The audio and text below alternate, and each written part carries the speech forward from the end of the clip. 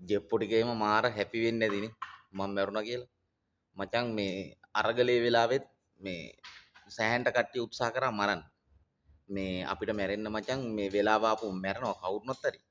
හැබැයි තව කල් තියෙනවා. මොකද මේ අපිට තව වැඩ කොටසක් තියෙනවා අපේ රටේ කරන්න.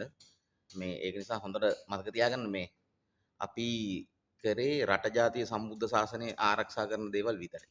ඉතින් එහාට අපි මේ වෙන දේවල් කරන්න ගිහිල්ලා නැහැ. ඉතින් ඒක නිසා මේ අපිට තව ආයුෂ තියෙනවා දෙයියනේ කියලා. ඉතින් ඒක නිසා මේ ඒ ආතල් ගත්ත අයට ආතල් එකේම ඉන්න කියන අපි නම් ඕව ගණන් ගන්න ඉඳන් මොකද ඔයිට කලිනුත් ගොඩක් දේවල් දැම්ම. ඉතින් ඒ නිසා සාමාන්‍ය දේවල්. ඒක නිසා අපි ඔය මේ පුන්නක්කු කන ජෙප්පන්ට එහෙම කියන්න තියෙන්නේ මේ අපි නම් කන්නේ මචං බත් උඹලා පුන්නක්කු කෑවට. ඉතින් ඒක නිසා මේ හැමෝටම නිවන් සුව සහ සුබ දවසක් කියලා ප්‍රාර්ථනා කරනවා.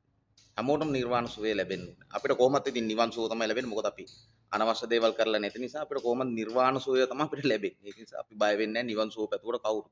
ඉතින් නිවන් සුව පතන එක සම්බන්ධව මම ඇත්තටම මේ සෑහෙන්ට සතුටුයි. ඒ වගේම මට නිවන් සුව පතන හැමෝටම මම පින් දෙනවා කියන එක තමයි මට කියන්න තියෙන්නේ.